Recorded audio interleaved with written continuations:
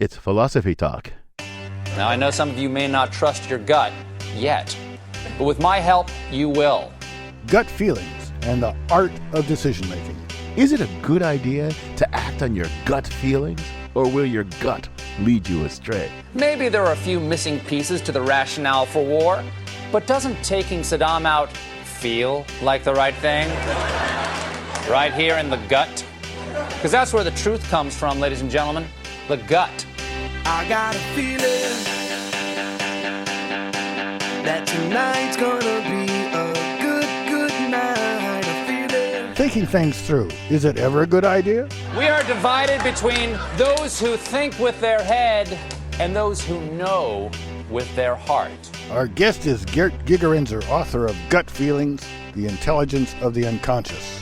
Gut feelings, coming up on Philosophy Talk.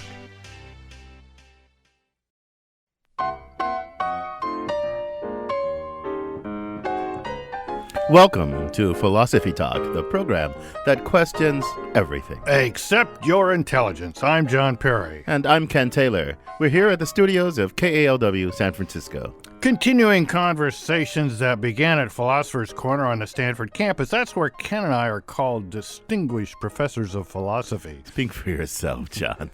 Today, our topic, gut feeling and the art of decision-making. My gut says this is going to be a fascinating show, Ken. Oh, but John, you don't need your gut to tell you that. You already have lots of reasons, explicit reasons. This is going to be a great show. I mean, look, have I ever let you down? You've got a great co-host here, guy. Look, when your gut tells you something, it just feels right. No reasons needed. Well, just because you can't explain your reasons doesn't mean you don't have any. Sometimes people can sense that they're in danger without knowing why. But they may have good reason for that. It may be that their gut is working on the basis of hundreds of thousands of years of evolution, and it's really a reliable source of information, much better than a couple minutes of reasoning. Oh, John, but that may or may not be right. I don't know, but I know you can't always trust your gut, no matter how certain it feels. Evolution be darned. I mean, think of all those gamblers who lost their shirts on what their gut told them was a sure thing. The seventh's coming up next. Sometimes it's just downright foolish to trust your gut. Well, if you want to call any old feeling of certainty that we can't explain and might use to justify something, then I'm sure we shouldn't always trust gut feelings. But I don't think the gambler's foolish certainly necessarily comes from his gut in the sense I have in mind. I mean, who knows? If he's an addict, then maybe he even ignores his gut when he gambles. It's not a good example. Let's consider chicken sexing. Chicken sexing? What the devil are you talking about? If you raise chickens, particularly a hatchery and raises thousands of chickens, you gotta know which are the males and which are the females, the little chickens. And the answer doesn't just hang there like it does with some species. It's a hard job to do without training. If you or I tried to identify the sex of a newborn chick, we wouldn't be able to do it. But professional chicken sexers are able to sort male from female at a glance. What's really interesting, though, is that they can't really explain how they know the difference. They just look at a certain part of the anatomy and they can tell. So, look, if they can't explain how they know the difference, how can they ever teach anybody else to do it? How do we ever get more chicken sexers then? Well, it's called training. If you want to be a chicken sexer, they don't tell you how to do it. You just watch them do it, and after a while, you give it a try, and they correct you when you're wrong. And pretty soon, if you've got the basic perceptual ability, you'll be a good chicken sexer, too. There's a job there waiting for you, Ken. Yeah, look, I'm willing to give you chicken sexers. I've never watched them, and I don't really intend to. But look, that doesn't mean we should always trust our guts. I mean, when it comes to making important life decisions, I think it's much better to consciously weigh the pros and cons, to evaluate each alternative. Much better than to trust some mysterious gut feeling. Come on, John. Well, come on now, Ken. Getting married is a major life decision. I'd be very surprised if you said you carefully weighed the pros and cons before deciding to marry Claire. Most people don't decide to get married that way. Indeed, if they waited until their reason told them to get married, the species might have died out long ago. I'm willing to grant you that. That's because love is about the heart, not about the head. The heart has reasons that the head knows not. But look, take something less emotional, like where to invest your money. Why would I ever trust my gut to make investment choices? I don't have that much money to begin with, so when I want to invest it, I got to do research, do the history of the firm, all that sort of stuff. Following your gut in a case like that seems like a really bad way in general to make important life life decisions? Well, I'm not so sure. I mean, even in cases like that, it's possible that you unconsciously absorb information and your gut sorts it through for you. Thinking too much can overly complicate things if your gut is doing its job. It can even be paralyzing. Not to mention, you can make calculation errors too. Well, okay, reasoning is not always reliable, I grant you that, but at least there are explicit steps involved, and then you can go back and check whether you did it right. And with gut feelings, how do you know when your gut feelings are reliable? I mean, is there really a way to distinguish trustworthy intuitions from, say, the wishful whims of a gambler? Well, I must admit I'm curious about that too, Ken. Are trustworthy intuitions, trustworthy gut feelings fundamentally different from others? How can we train ourselves to know when our hunches are worth trusting and when they're not? Good questions, John. We sent our roving philosophical reporter, Caitlin Esch, to find out how ordinary people make decisions based on gut feelings at work, in love, and in life or death situations. She files this report. We all make decisions based on impulse or intuition. But what are gut feelings? I think a gut feeling for me is the combination of logic, emotion, with the addition of hopefulness, often, a positive gut feeling. I think it's something that just comes to you without your arriving at it through thought. Yeah, I think it does sort of come in the stomachy area. Shannon was 18 years old when a gut feeling saved her life. She had just graduated from high school in Palm Springs, California, where she grew up. She went camping with some friends in Utah. And at one point, we decided to go skinny dipping. So everyone starts stripping down, getting ready to jump in the river. On one side, there's a bank where the teenagers are standing. On the other side, a rocky cliff. We're standing on the bank, beginning to take our clothes off, when I had an incredibly strong gut feeling that we should absolutely not go in the water. Shannon could not articulate why she didn't think they should go in the water, so she stalled with a banana. So I was eating the banana, and everybody was disrobing, and I said, hey, you guys, I think we should all go in together. And I'm still eating my banana, so can you all wait? So Shannon's friends are waiting on the bank for her, and she's eating the banana slowly, when all of a sudden the sound of thunder breaks through the stillness, and Shannon sees an avalanche of rocks coming down the other side of the river. The entire rock face of the cliff on the other side of the swimming hole came crashing into the swimming hole, the entire face. Her friends were stunned. Shannon believes that gut feeling may have saved all of their lives. We certainly would have been knocked unconscious, and then we would have been in water. So it's really hard to say exactly what would have happened, but it would not have been a good scenario at all. Elizabeth was in her mid-20s and fresh out of college when she got a job investigating police misconduct for a civilian agency in New York. The job sounded perfect. Elizabeth was thrilled. That is, until the first day. I realized that I should not be there the very first day I started. She got an intense gut feeling that this place was wrong for her.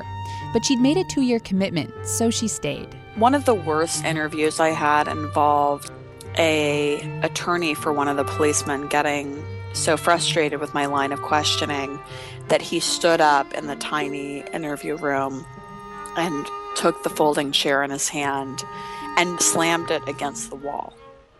It got to the point where she just couldn't take it anymore. I couldn't have anticipated how depressed this job ultimately made me, to the point that I couldn't get out of bed, and I would call in sick often. After about a year, Elizabeth listened to her gut and finally quit the worst job she'd ever had. Alex is a TV producer in New York City. He says he almost never gets gut feelings about other people, but he did one day, 14 years ago, while sitting in Washington Square Park. And I saw a girl across the park. He was totally struck by her. She had a camera around her neck, and Alex remembers exactly what she was wearing. A mock turtleneck or a half turtleneck and a jean skirt. And I just remember seeing her and thinking, that's someone that I have to talk to. That's someone that I have to know, no matter how shy I feel right now. So he did. And I remember just sitting down and saying, like, hi, and there being a sort of awkward pause. Then Alex remembers the girl telling him she had a boyfriend. Still, they ended up spending the rest of the day together. They even went to see a film that afternoon. They remained friends for the next 9 years. Then they started dating, and this year they were married. Alex says in a lot of ways, listening to his gut feeling was the most natural, unnatural thing he's ever done. It's like letting this part of your brain that's not fully in control just have its go at the wheel for a minute. For Philosophy Talk, I'm Caitlin Esch. Eat a banana, save your life. Fall for a mock turtleneck, 9 years later, something good happens. Thanks for those real-life examples of gut feelings, Caitlin.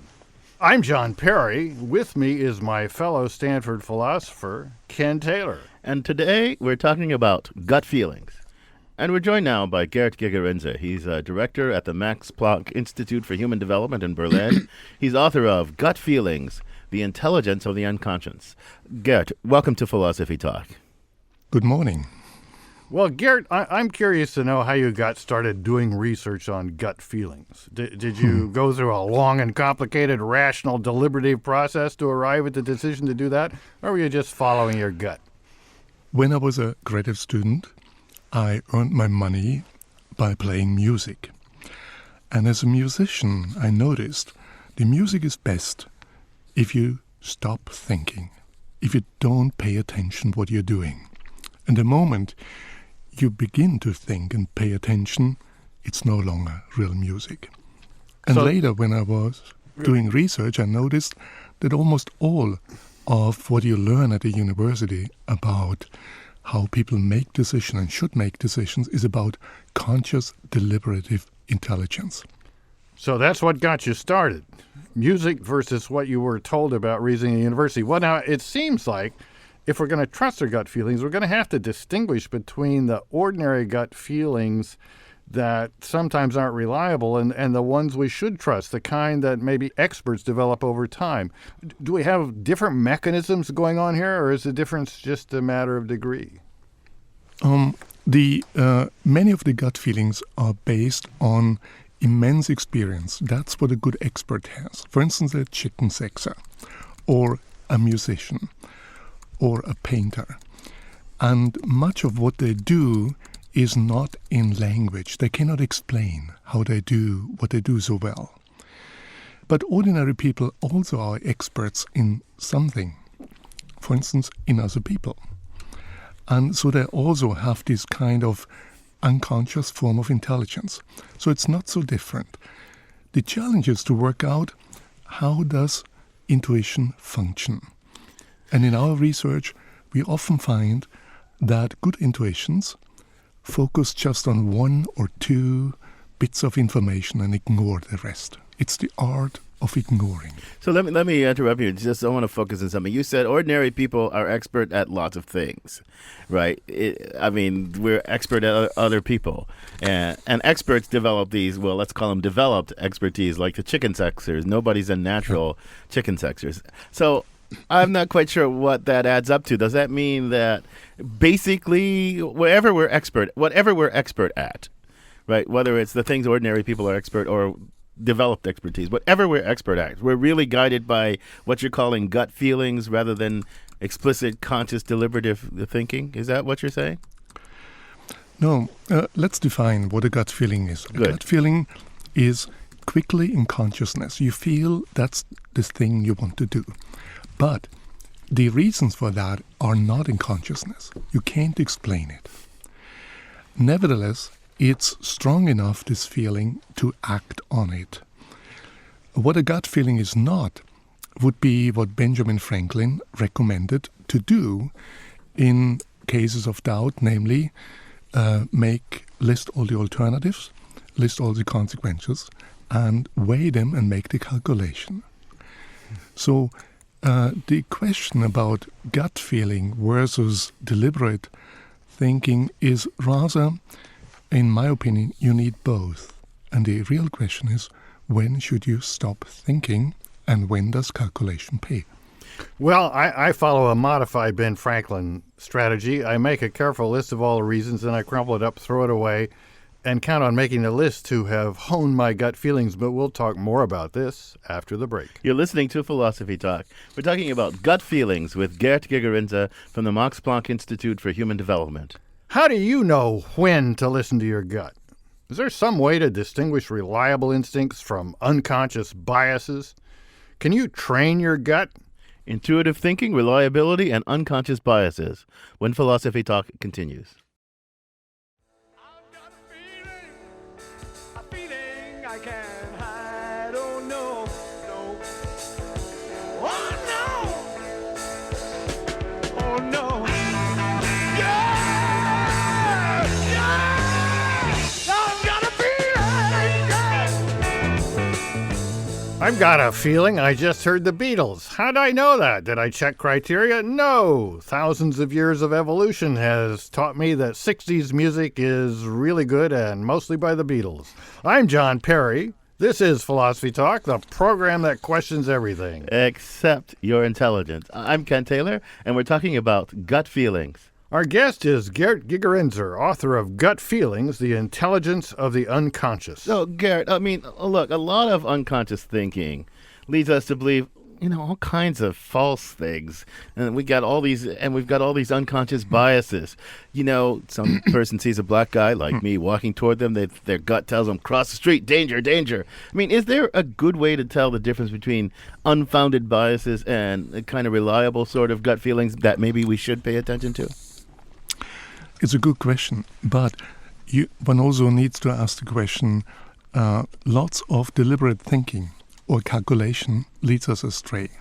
For instance, if you think back at the subprime crisis and the financial crisis we have, part of the reason of this crisis are mathematical models that led to false calculations and let us expect illusory certainty.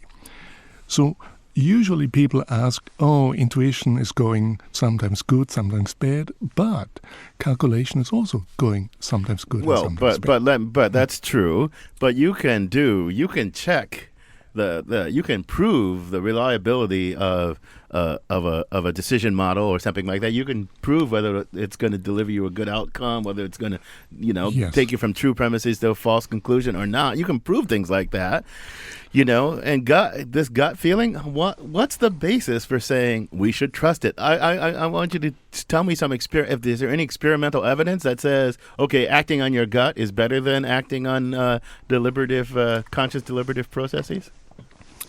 Yes. And the point is in the situation, for instance, if you're an experienced ball player and a basketball player, for instance, and so my researchers have studied situations where there's a video with a top game and the player stands in front of the video and the video will freeze in 10 seconds and then he's asked, what do you do with the ball? So if you would be the player. And an experienced player gives immediately an answer like pass to the left. And when we check and give this player more time to study the frozen video and more time and let him think about the situation, then the options that are generated get less and less good. So here is an illustration where a gut feeling is usually better. So the first thing that comes to your mind, if you are an experienced player, if you're a novice, that doesn't work. I'm not quite sure I get the point of this. So this is like if the players have, even expert players, if they have more time to think about what's the best shot to make, right? Because then they go through all this, through this calculation, I guess, right? And rather than just responding as they would in the moment. If they have less time, they respond as they would in the moment. And you're saying if they respond as they would in the moment, they do better than if they have to think about it? Yes. So I find that very believable. In yesterday's Giants game, that's a baseball game for Gert. I don't know. It may not be too up on that game, but the coach went out and told our relief pitcher, Casella, I guess, quit thinking. I mean, that's what the commentator said. And they gave him an assist for winning the game because the guy was overthinking his pitches. So I'm convinced with athletes this works. I myself never have gut feelings when I play ball, and I'm really lousy at it. I also like the example of economics because, my gut feeling, if they had told me about slicing and dicing mortgages and all that stuff, I would have said, that stinks. That's not going to work. That's dangerous. My gut feeling, I think, would have been more trustworthy than all the investment bankers. But how would we know that it was John Perry's gut feeling that the economy should have looked to? How do we know who's going to have the right gut feeling? We will never know everything ahead, but we have some principles. So if someone is an expert in an area, like a golf player or a baseball player, then the studies show that it's typically the first thing that comes to the person's mind is probably the best option. Not always, but it's better than the second and the third one. So that's one of these. And that can help us in many situations to think about what we are doing. For instance, if you're in a group and there is, you make a decision for your company and you want to, for instance, buy another competitor, and there's one person among you who has a real bad gut feeling. The one thing you should not do is to ask him, what are your reasons why you're against it? Because by definition, that person cannot know. The real question to ask is he or she the one among us who has most experience with the topic? If that's the case, then we'll look for something different. So it sounds like you think the human brain is designed, rather than to do kind of fancy calculations, it's kind of designed to operate on gut feelings because that's a quicker, surer, more reliable way of doing things. Do I have that right or not? Half right. So if you're in a world of known risks, so if you're in the casino and play the roulette, then you don't need gut feelings. You can calculate it. But if you're in the real world of finance, where there's uncertainty as opposed to known risk, then you need lots of intuitions and also rules of thumb. A rule of thumb is a rule that focuses on the single most important aspects and ignores everything else. And we have shown that in uncertain worlds, a rule of thumb can do better than the so-called highly complex optimization methods, both in finance and in other areas. But before we go to phone calls, let me ask you one quick question. My wife believes that she and most other females have a source of information called feminine intuition that most males, especially me, simply don't have. Now, in your research, have you found a gender difference between susceptibility to good gut feelings? No, the key difference is that women believe that they have better intuition in personal affairs. So who is the right romantic partner? And men also believe that women has the better one. But the evidence is not there. So if you ask people who has the better intuitions about stock picking, it's the opposite. Almost all men believe that they have the better intuition and women agree. So although the evidence is also not there, in our studies, women are slightly better, if there's any difference, in picking the right stocks, although they know less, and probably because of that. Well, just for the record, my wife has more reliable gut feelings than me on every conceivable issue.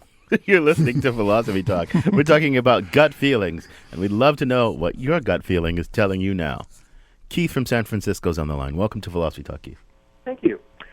If I understand the conversation properly, the direction that people should go with is if you are a successful expert in a given field, then you should probably use your intuition. My question is, how do you separate successful expertise in a given field from random luck? Good question, Keith. Garrett, you got an answer to Keith? No, the gold standard is performance. So, for instance, I've worked with police officers and who are out there in order to detect drug couriers. And they use their gut feelings, and they cannot explain how they can tell in a crowd of 100 or 1,000 people who is the one drug courier.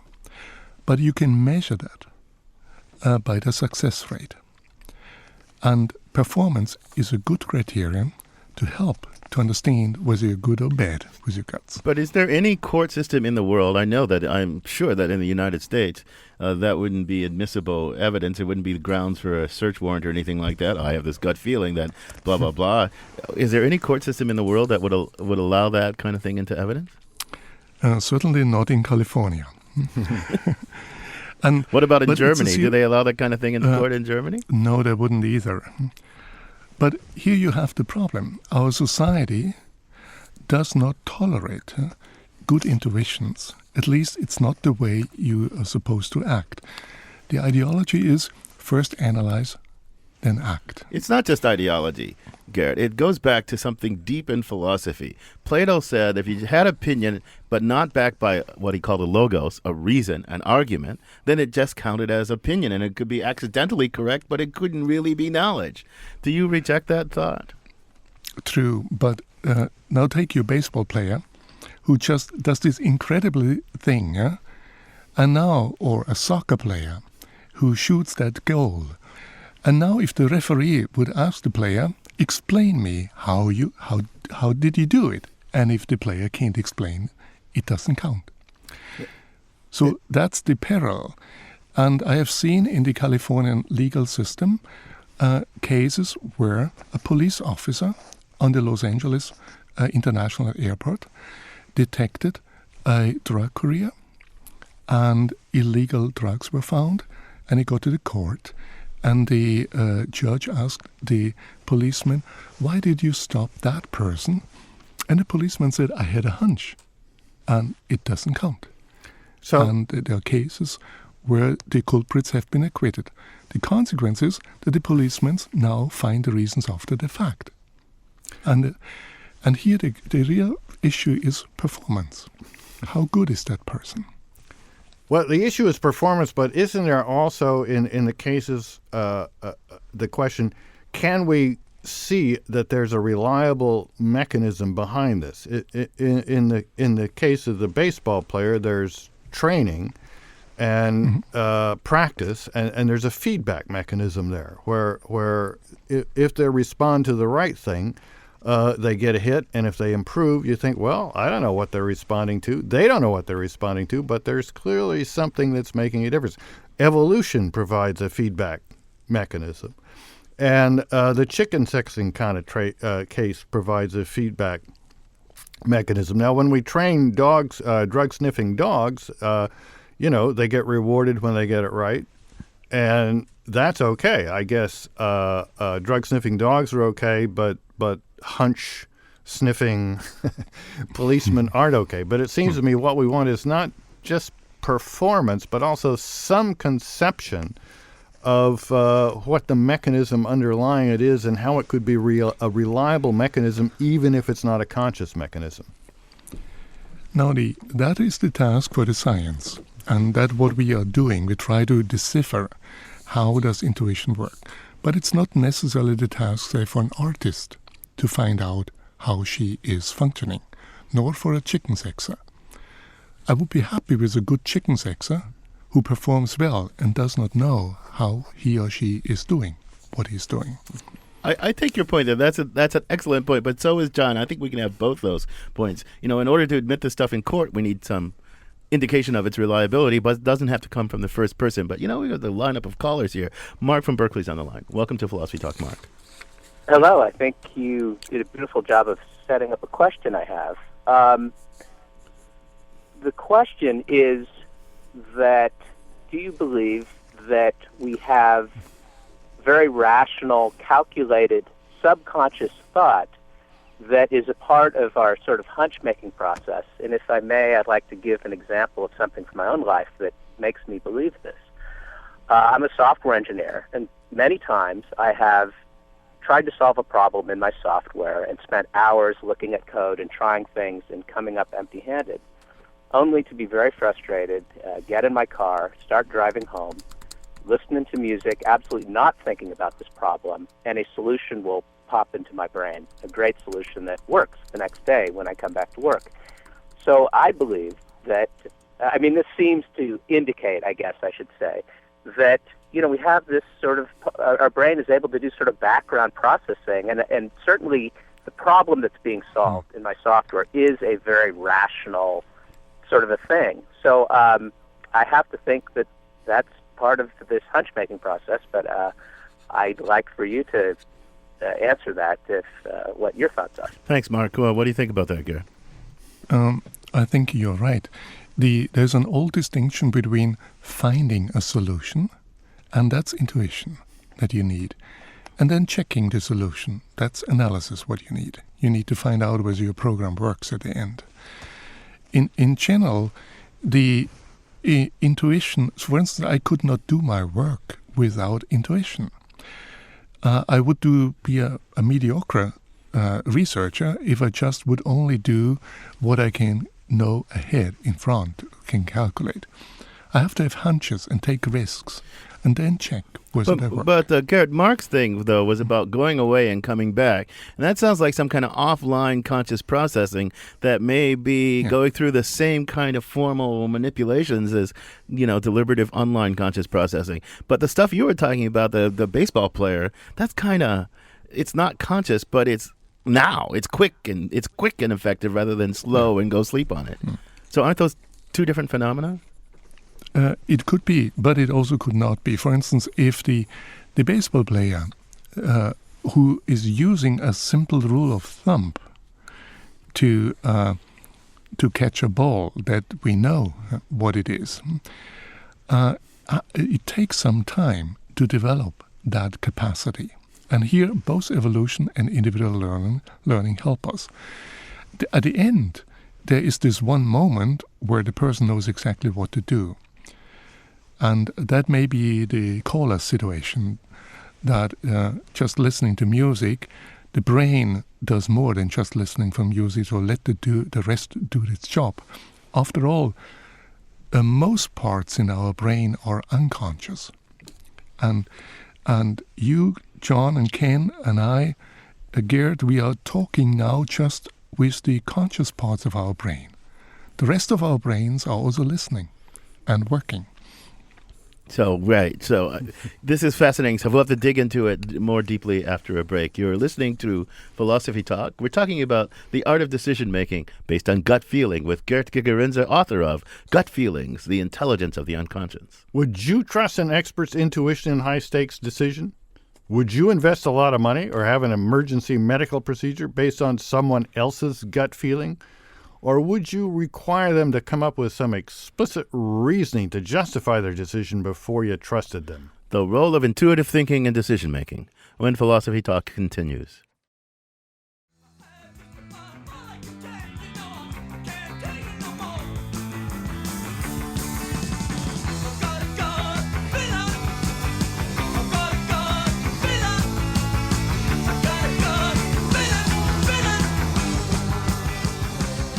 Should we really think everything through before making important decisions? Aren't intuitions and gut feelings often enough? I'm John Perry. This is Philosophy Talk, the program that questions everything. Except your intelligence and your gut. I'm Ken Taylor. Our guest is Gerd Gigerenzer from the Max Planck Institute for Human Development. John, I think you got some email you want to interject here? We're getting a lot of email. We've gotten several from our old friend Greg Slater, raising a number of good questions. Let me just select one. So, lots of times people have gut feelings about the sort of situation that would be very hard for you to test in your laboratory. It would be very hard to get enough cases to really come to any decision. For example, maybe this is a little bit controversial, but for example, the current recession in Europe or the current economic difficulties in Europe. Now, your leader, Angela Merkel, who I admire very much, but I think she has a gut feeling that in this kind of situation, the thing to do is pull back your spending, get your financial house in order.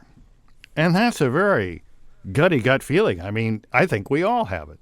But the experts tend to say, no, in this kind of situation, you need to spend your way out of the recession, right? Don't worry too much about getting your house in order at this point. Just worry about getting the money out there in circulation.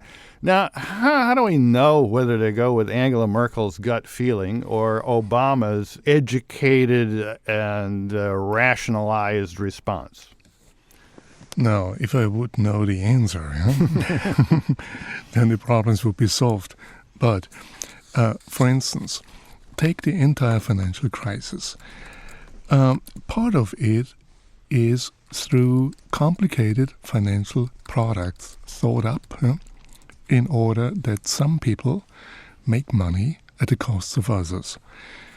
If all this complicated stuff would have not been there, and one would have rather trusted the good intuitions of an experienced Swiss banker, then the crisis wouldn't have happened this way. So I'm saying this because many people have a gut feeling that they are taken in. If you look at the huge amount of money that's going around, and someone is paying that. And it's often ordinary people, bank customers, and in many cases, I would think that people have a good gut feeling that you really can't totally overspend. Right. As it happened But see, let's go back a second. Let's slow down. See, I take a point that I think you made, or maybe I read it in some of your stuff. I do believe that, it's partly because our brains are actually kind of slow calculators. We're not really, a computer can make many orders of magnitude more calculations per second than we can. So our brains are actually kind of slow things, right? They're slow and cumbersome things. Evolution designed them from the materials that they had. If modern electronics was around way back in the Pleistocene, brains would have been made out of that, and they would have been much swifter at calculations. So we rely on these kind of quick and frugal heuristics, as you call them, because we've got this brain that's not really designed to do fancy calculations. They work pretty well in evolutionary the environments for which they were evolved, but when it comes to like fancy things like these investment instruments, come on. They're thought up by people doing a lot of mathematics.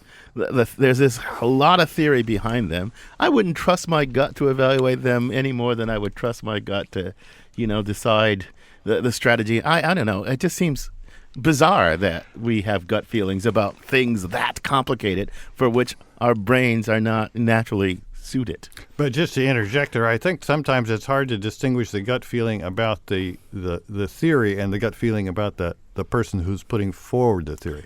My gut feeling about lots of the people I see in the investment banking industry is that they have a surplus of self-esteem and they should go somewhere and unload boxcars for a couple of years. And therefore, what they say, I don't trust at all. Right. But if somebody like Paul Krugman explained it to me and it was just kind of intuitively implausible, I might believe it. So what do you think about our rants there? Good. So first, it is not true that the financial instruments, the complicated instruments, do very well in the real world.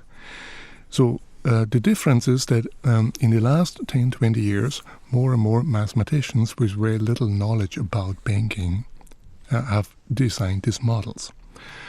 And also, we have shown and others that some of the Nobel Prize winning models are wonderful if you know everything, but not necessarily wonderful in the real world of finance. So, a very simple intuition. So, consider the following problem. You have a money you want to invest it, but not everything in one basket. You want to diversify. And Harry Markowitz, for instance, got the Nobel Prize for finding the answer, the so-called mean variance portfolio. When he himself invested money for his time after retirement, he used his Nobel Prize winning optimization method. So we might think, no, he did not. He followed a simple intuition, which is invest equally. So if you have two alternatives, 50-50, three, a third, and so on. And the point is that studies show that in the real world of finance, this simple intuition can actually make more money than the complex Nobel Prize winning model. Why is this? Because the mathematics would work wonderfully, and it works wonderfully in explaining what we already know, or if the parameters could be really well estimated. But in an uncertain world, it doesn't work necessarily.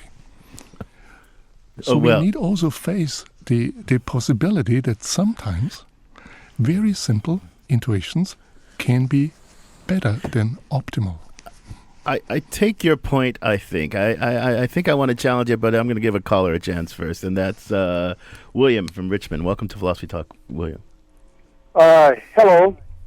Enjoy your show. I would just like to posit that neurologically, in our everyday life, we make virtually all of our choices emotionally or by the gut, and then we make rationalizations. We give ourselves reasons why we made that choice afterwards, and that this occurs virtually all the time. William, I think Gerd agrees with you. Don't I have that right, Gerd? Don't you agree with William there? Yes. Just one example.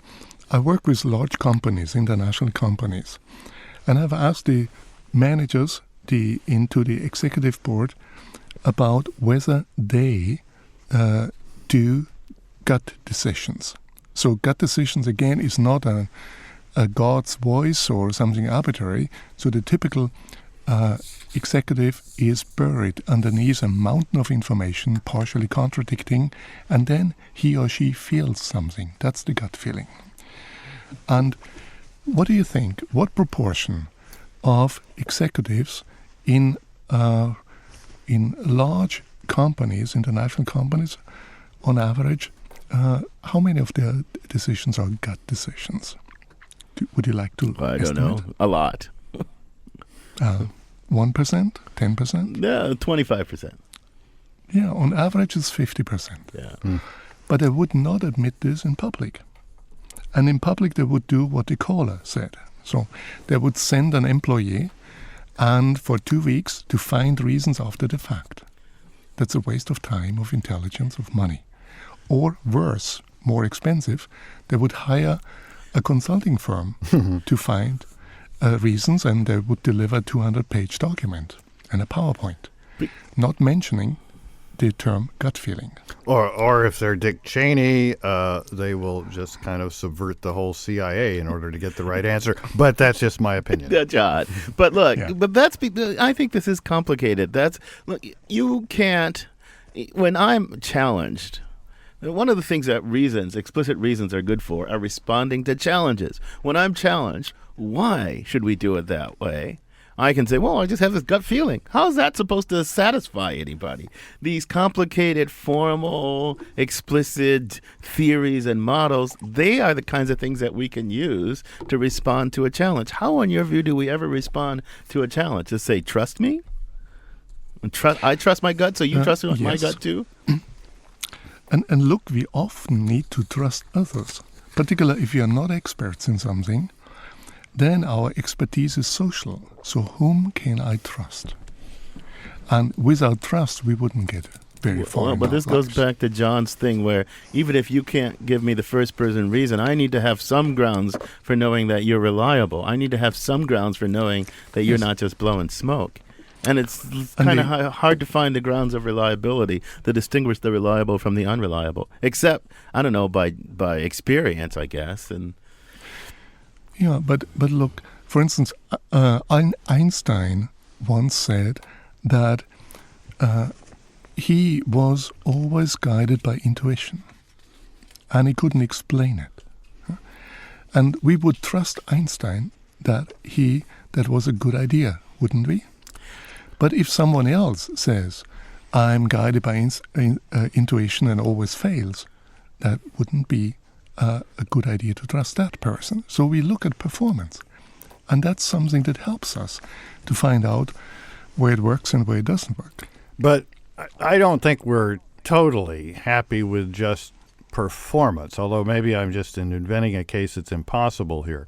In the case of chicken sexing, for example, although maybe it's not that interesting to a lot of people, but I read up on it once, and eventually people probably at UC Davis did a lot of research, and they watched chicken sexers, and they find out that, well, everybody knew that the chicken sexers were looking at the anus of the little chicks, but they were able to find some extremely subtle patterns in the anal muscles that the chicken sexers were responding to. And that, then you feel the circle is closed. Here we had this apparently reliable method. It seemed to work when they let a few chickens grow up just to see if the chicken sexers were right. But now we have closure. We see that although they couldn't say what it was, there really was a basis for it. On the other hand, with people with ESP, some of whom do quite well, we've never found a mechanism. Some of us don't believe there could be a mechanism. And so we're suspicious of it, even if there's success. So isn't this finding, or at least being able to imagine or conceptualize the underlying mechanism, isn't that an important part of trusting a certain species of gut feeling? Oh, certainly. But that's what we do at the Max Planck Institute. We try to figure out, how does intuition work? Actually do this job. But the chicken sexer doesn't need to know it. So that's the point. But we, as researchers, we should be challenged and find it out. So have you done work on chicken sexing there at the Max Planck Institute?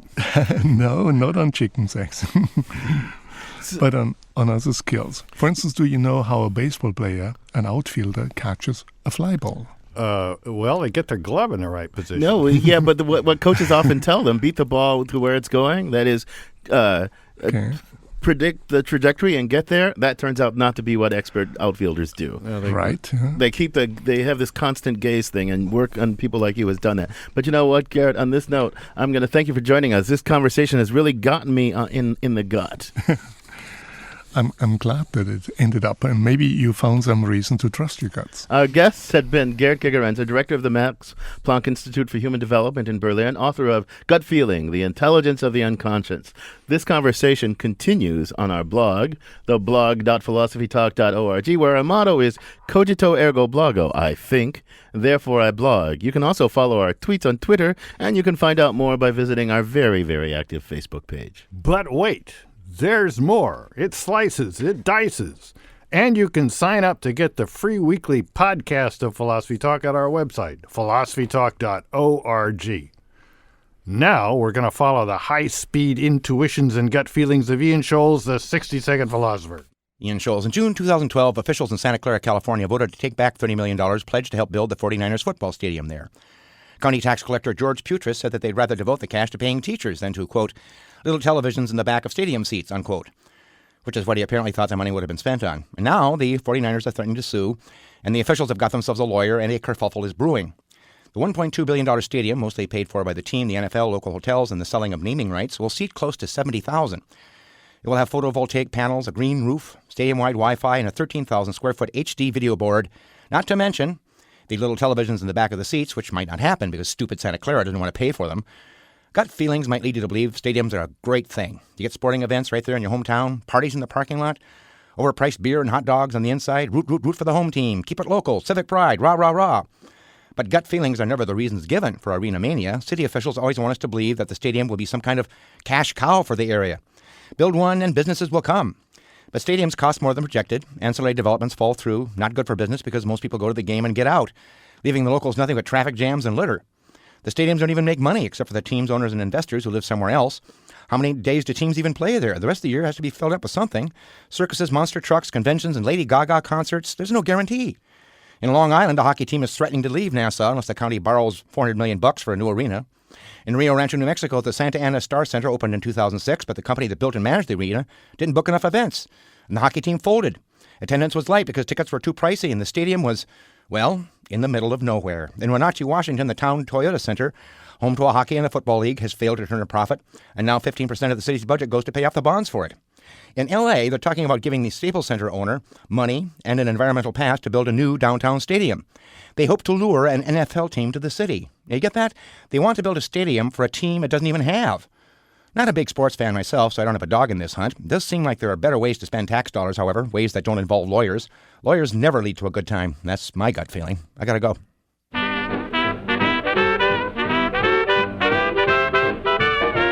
The Wisdom of the Ages, in a nutshell, from Ian Scholes, the 60-second philosopher.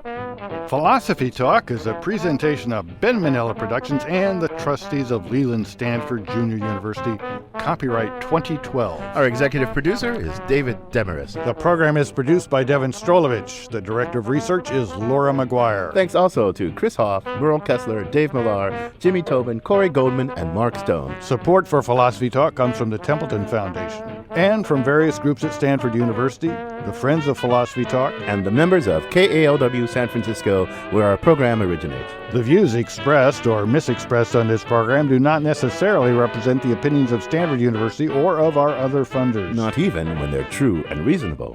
The conversation continues on our website, philosophytalk.org. I'm John Perry. And I'm Ken Taylor. Thank you for listening. And thank you for thinking.